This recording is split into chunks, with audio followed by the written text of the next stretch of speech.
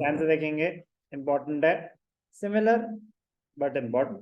Question number 18, आराम आराम से कॉन्सेप्ट अंडरस्टैंड करेंगे कि बड़े क्वेश्चन में यही रूल अप्लाई होंगे। तो यहाँ छोटे, ये छोटे क्वेश्चन है ओवर सब्सक्रिप्शन के, तो छोटे में समझ आ गया तो बड़े में आपके लिए ज्यादा दिक्कत नहीं होगी। Eastern India Company Limited had having an authorized capital of rupees 10 lakh divided into shares of rupees 10 each, issued 50,000 shares at a premium of 3 per share payable as follows. Application 3, allotment including premium. Premium कितना है? 3 रुपए। तो ये क्या हो जाएगा? 2 plus 3, 3 plus 2 5, 5 plus 3 8, and balance, तो balance कितना हो जाएगा? 3 plus 2 5, 5 plus 3 8, बैलेंस हो गया 2 रुपीज। कोई दिक्कत? कोई दिक्कत?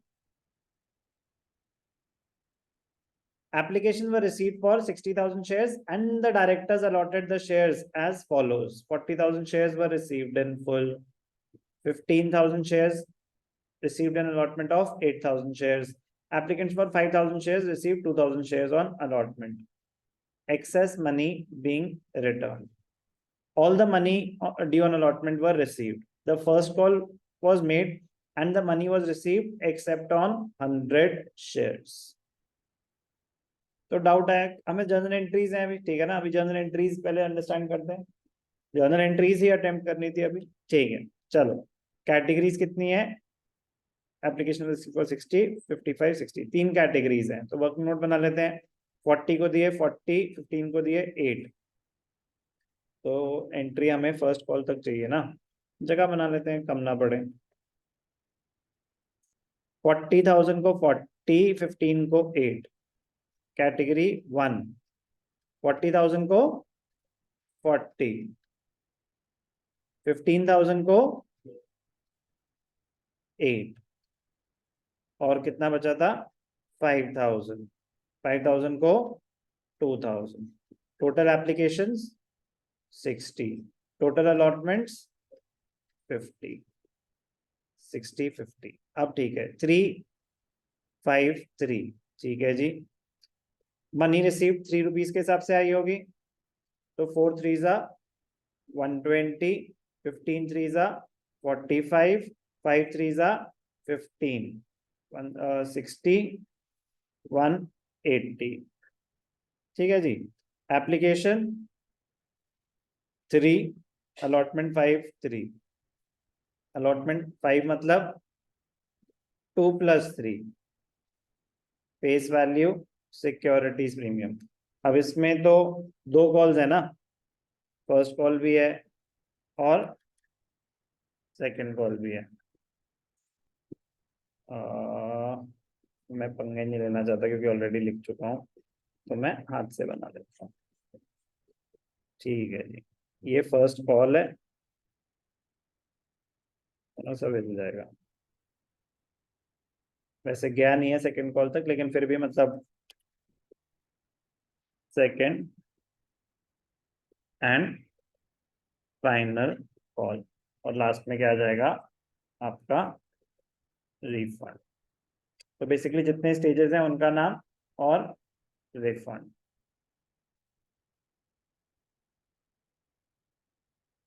ठीक है जी। फर्स्ट कॉल कितने की थी? 3 और बैलेंस है 2। फर्स्ट कॉल कितने की है? 3, बैलेंस है 2। अब इनको तो फुल अलॉटमेंट हुई है, तो कितने पैसे एप्लीकेशन पे यूज हो गए? 120, कोई एडवांस ही नहीं है। दूसरी कैटेगरी 15,000 पे 45 आए, लेकिन यूज तो आप 8,000 के हिसाब से करेंगे, 8,000 शेयर्स ही अलॉट कर रहे हैं, तो 8,000 इंटू 3 कितने पैसे यूज होंगे? 24। एडवांस कितना हो गया? 21,000। कोई डाउट? इसके कितने हैं? 5 3 जा 15, यूज कितने होंगे? 2 3 जा 6, तो 30, 30 मतलब 150। पैसे कितने यूज होंगे? 50,000 शेयर्स के हिसाब से। अब इसका 15,000 थे, ध्यान से देखना, इंपॉर्टेंट पॉइंट है। 15,000 थे, कितने यूज हो गए? 6,000। कितने बचे? कितने शेयर्स हैं? 2,000। टोटल अलॉटमेंट मनी कितनी है? टोटल अलॉटमेंट मनी कितनी है? ₹5 2000 की बात करूंगा ना अभी, तो इस कैटेगरी का एडवांस कंपेयर करना है। 2000 इंटू 5, 10,000 है इसकी अलॉटमेंट मनी। क्या एडवांस अलॉटमेंट को एक्सीड कर रहा है? नहीं कर रहा। अलॉटमेंट मनी है 10,000, एडवांस है 9,000। क्या एडवांस अलॉटमेंट मनी को एक्सीड कर रहा है? समझ आ रहा है मेरा क्वेश्चन? कि 2000 शेयर्स पे कितनी है अलॉटमेंट मनी? 10,000 रुपीज। आपका एडवांस कितना आया हुआ है? 9,000 रुपीज। क्या एडवांस अलॉटमेंट मनी से ज्यादा है? नहीं है, तो कुछ रिफंड नहीं होगा।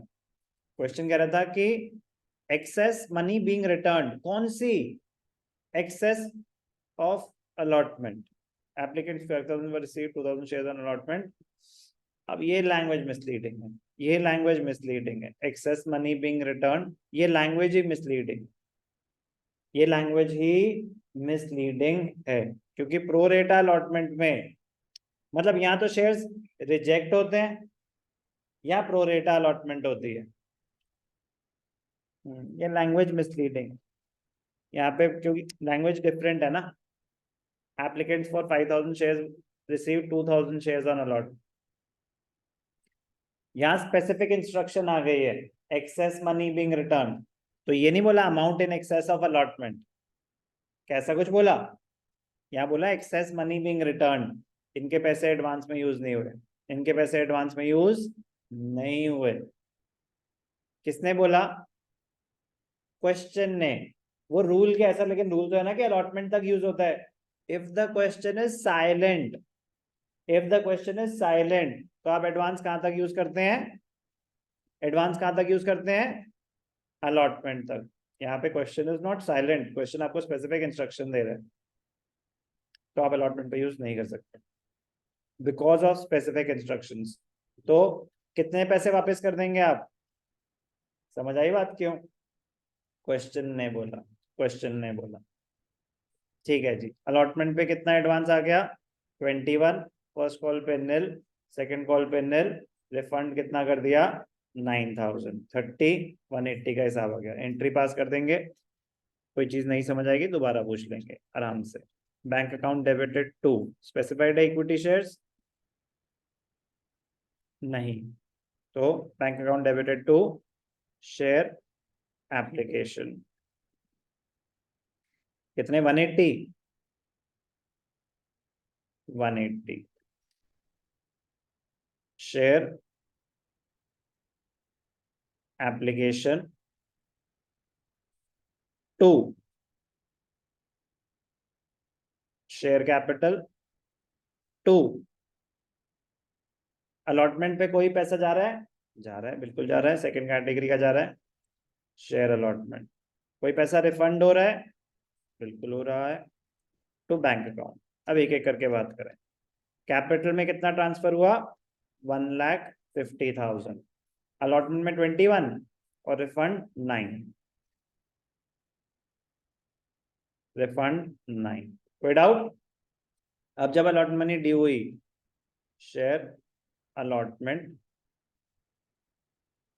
To share capital to securities premium.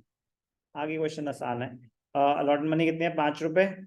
कितने शेयर्स हैं? 50,000। तो 5 5 जा 250, 5 2 जा 1, 5 3 जा 15। अब ध्यान से देखना, अलॉटमेंट पे कोई एरियर्स ही नहीं है। कैसे? क्वेश्चन में लिखा the amount due on allotment was received, कोई एरियर्स नहीं है, तो इजी हो गया ना आपका काम। क्योंकि एडवांस क्या फर्स्ट कॉल तक गया है? एडवांस फर्स्ट कॉल तक गया ही नहीं। एडवांस सिर्फ कहां तक गया था? अलॉटमेंट तक। और अलॉटमेंट पे एरियर्स ही नहीं है, तो क्वेश्चन बहुत आसान हो गया आपके लिए। तो ये समझना भी बहुत जरूरी है कि कब क्वेश्चन आसान हो गया। आपको कोई वर्किंग नोट की भी जरूरत नहीं है। उसने बोला अलॉटमेंट पे जितने मिलने चाहिए थे मिल गए। कितने मिलने चाहिए थे? 250? नहीं, आपको 21,000 ऑलरेडी मिल चुका है, तो ये एडवांस ऑलरेडी आ चुका है। आपको मिलने चाहिए थे 229। कोई एरियर्स है? मैं कह रहा हूं बनाने को तो वर्किंग नोट बना लो।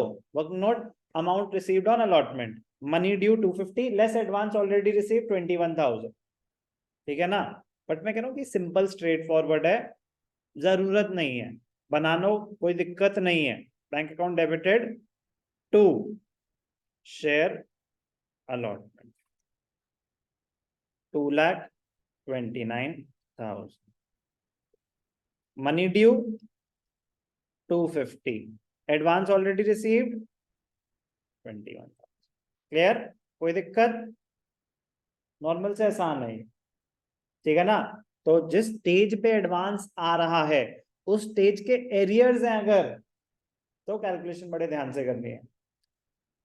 बट कोई एरियर्स ही नहीं है तो कैलकुलेशन सिंपल है. फर्स्ट कॉल जब मांगी सर, अब क्या करेंगे देख लेते. फर्स्ट कॉल मांगी,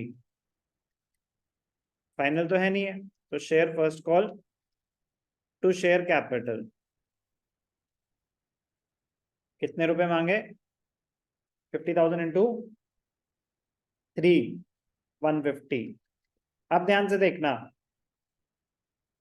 क्या एडवांस फर्स्ट कॉल तक गया था? नहीं. तो अब अगर एरियर्स नहीं मिले तो वो नॉर्मल क्वेश्चन है जैसे आप अभी तक करते आ रहे हैं, तो ओवर सब्सक्रिप्शन का कोई रोल नहीं रहा. बट सर पिछले क्वेश्चन में तो हमने कैलकुलेट कर दिया ना कितने उन्होंने अप्लाई करे थे, तो यहाँ पे क्यों नहीं करना? हमने यस करा था वर्किंग नोट में कि कितने अप्लाई करे थे, क्योंकि हमें ये कैलकुलेट करना था कि इनका एडवांस कितना आया हुआ है अलॉटमेंट पे, क्योंकि उस केस में अलॉटमेंट के एरियर्स से. अगर इस केस में एडवांस फर्स्ट कॉल तक आया होता तो फिर आप फर्स्ट कॉल में भी वही वर्किंग नोट बना रहे होते, लेकिन एडवांस फर्स्ट कॉल में गया नहीं. तो अगर एरियर्स हैं तो पूरा ही एरियर है, तो आप डायरेक्टली निकाल सकते हैं. ध्यान से देखेंगे डायरेक्टली कैसे निकल जाएगा.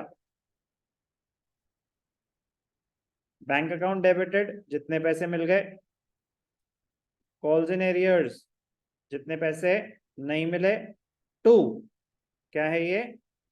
Share first call. कितने पैसे हैं? 150 मिलने चाहिए थे. एरियर्स 100 के हैं. कितने रुपए के? 3 रुपीज. तो 300 रुपए के एरियर्स हैं. 1,49,007. कोई दिक्कत? First call was made, money was received except on 100 shares. 100 shares पे फर्स्ट कॉल नहीं मिली. क्लियर? इजी. तो ये बस लैंग्वेज मिसलीडिंग थी. तो जब मिसलीडिंग, तो भैया जो कहना चाहते हैं हम वही मानेंगे, हम थोड़ी ना अपनी तरफ से अजम्पशन ले लेंगे. लैंग्वेज अगर पढ़ी जाए, जिन्होंने 5,000 शेयर्स अप्लाई करे उनको हमने 2,000 शेयर्स दिए और एक्सेस मनी रिटर्न कर दी, तो बड़ा क्लियर है कि उनके एप्लीकेशन के जितने पैसे आए थे 2,000 शेयर्स के हिसाब से यूज होंगे, बाकी पैसे वापस कर दिए. सेकंड में ऐसा कुछ नहीं लिखा, तो सेकंड कैटेगरी के लिए द क्वेश्चन इज साइलेंट. तो फिर वो रूल अप्लाई हुआ कि advance will be utilised towards allotment. अगर उससे ज्यादा होता तो रिफंड करते. तो उन्होंने आपका वो कॉन्सेप्ट भी चेक कर दिया कि if the question is silent तो क्या करना है, if the question is not silent तो क्या करना है. तो अगर if the question is not silent, if the question is giving you specific instructions, you have to follow them. बात समझ आई?